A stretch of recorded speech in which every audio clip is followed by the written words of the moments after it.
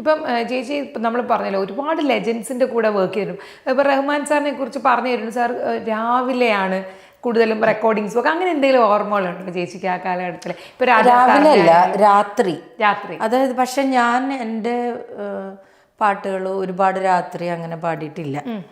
ഞാൻ മിക്കവാറും 9 അല്ലെങ്കിൽ 10-10:30 ഉള്ളിൽ ഞാൻ പാടി പോന്നിട്ടുണ്ട്. അങ്ങനെ രാത്രി റെക്കോർഡ് ചെയ്ത ഒരു ഓർമ്മ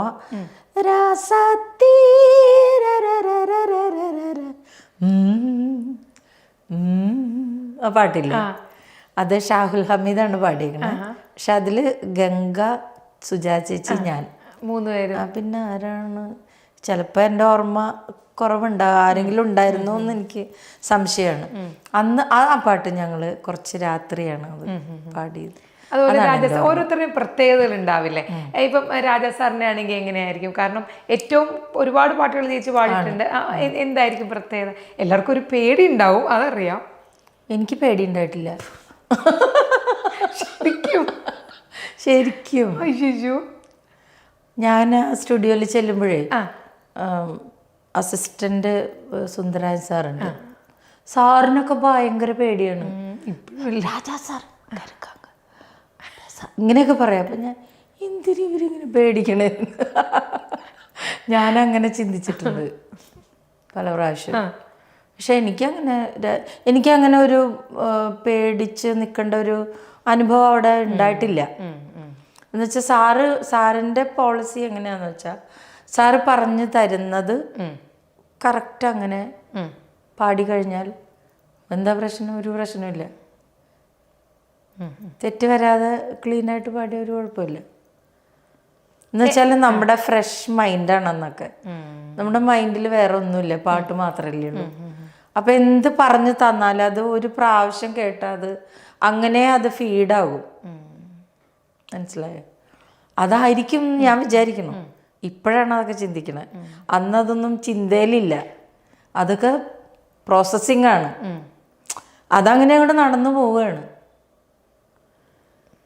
ചിന്തിക്കേണ്ട ആവശ്യം അവിടെ വരണില്ല.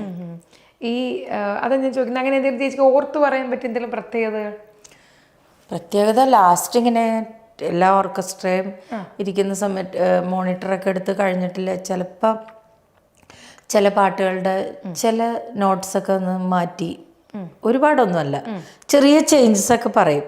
അത് കറക്റ്റ് ആ ടേക്കിൽ നമ്മൾ കറക്റ്റായിട്ട് പാടണം. അതൊരു ടാസ്ക്കാണ്. പക്ഷെ അത് പാടാൻ പറ്റിയിട്ടുണ്ട് ദൈവാനുഗ്രഹം കൊണ്ട്. എനിക്ക് തോന്നുന്നു വഴക്കേ കേട്ടിട്ടില്ലാത്ത ഒരാൾ ചേച്ചിയാണോ പറയുന്നത്? അങ്ങനാണോ? അങ്ങനെ ആരുടെ അടുത്തൊന്നും വഴക്ക് കിട്ടിയിട്ടില്ല. ഇപ്പൊ ചേച്ചി ഇപ്പൊ റെക്കോർഡിങ്ങിന് ഇപ്പൊ ഇത്രയും പാട്ടുകൾ, ഇപ്പൊ 13 പാട്ടുകൾ എന്ന് പറയുന്നു. അപ്പം അതിനൊക്കെ മുൻപേ ചേച്ചി എന്തെങ്കിലും ചേച്ചിയുടേതായിട്ട് എന്തെങ്കിലും ഒരു കാര്യങ്ങൾ ചെയ്യാറുണ്ടോ? ഇപ്പൊ ചിലർ പറയും, ദാസാറിൻ്റെ കാര്യമൊക്കെ പറഞ്ഞേക്കാം, ഐസ്ക്രീം അല്ലെങ്കിൽ തണുത്തത് കഴിക്കാൻ സമ്മതിക്കത്തേയില്ല സുജാ ചേച്ചിയൊക്കെ പറഞ്ഞിട്ടുണ്ട്. പിന്നെ ചിലർ ചൂടുവെള്ളം കുടിക്കുക. അങ്ങനെ ചേച്ചിയുടേതായിട്ടുള്ള എന്തെങ്കിലും ഒരു ടിപ്പ് ഉണ്ടായിരുന്നു ആ സമയത്ത്? അത് അങ്ങനെ വെള്ളം ഇടയ്ക്ക് ഇങ്ങനെ കുടിക്കും. പക്ഷെ CAC സ്റ്റുഡിയോയിൽ റെക്കോർഡിങ്ങിന് ചെല്ലുമ്പോൾ അവിടെ ഫാദർ മൈക്കിൾ പനക്കൽ, അവിടുത്തെ ഡയറക്ടറായിരുന്നു അച്ഛൻ, മരിച്ചുപോയി. ഇല്ല, എൻ്റെ ഉയർച്ച കാണാനും ഞാൻ ഉയരണം എന്ന് ഒരുപാട് ആത്മാർത്ഥമായിട്ട് ആഗ്രഹിക്കുകയും എനിക്ക് വേണ്ടി പ്രാർത്ഥിക്കുകയും അതിനുവേണ്ടി പ്രയത്നിക്കുകയും കൂടി ചെയ്ത ആളാണ് മൈക്കിൾ അച്ഛൻ. അപ്പം അച്ഛൻ ഓരോ പാട്ടുകൾ കഴിയുമ്പോൾ, അച്ഛൻ്റെ ഓഫീസ് തൊട്ടടുത്ത് തന്നെയാണ് സ്റ്റുഡിയോ ഇവിടെയാണെങ്കിൽ ഈ സൈഡിൽ അച്ഛൻ്റെ റൂം. അച്ഛൻ കറക്റ്റ് അറിയാം, ആ പാട്ട് കഴിയുമ്പോൾ അവിടെ സ്പീക്കറിലേക്ക് ഇടും കേൾക്കാൻ വേണ്ടിയിട്ട് എല്ലാവർക്കും. ആ സമയത്ത് അച്ഛൻ അവിടെ വരും. അപ്പോൾ ഗ്ലാസ് ഇട്ട ഡോറാണ്, ഡോറിൻ്റെ അവിടെ ഇങ്ങനെ തല കാണിക്കും. അതിൻ്റെ അർത്ഥം ഞാൻ അവിടെ ചെല്ലണം, അവിടെ എടുത്ത് വെച്ചേക്കണ എന്താണോ അത് പോരണം. അന്ന് മറ്റേ കോംപ്ലാനൊക്കെ കലക്കി വയ്ക്കും അച്ഛൻ. കോംപ്ലാൻ ഗേൾ. ചിലപ്പോൾ കോഫി ആയിരിക്കും. അങ്ങനെ അച്ഛനവിടെ റെഡിയാക്കി വെക്കും. ഒരുപാടൊന്നുമല്ല, ചെറിയൊരു കപ്പിൽ. പക്ഷെ അത് എനിക്ക് ഇടയ്ക്ക് തരും ആ സ്റ്റുഡിയോയിൽ മാത്രം.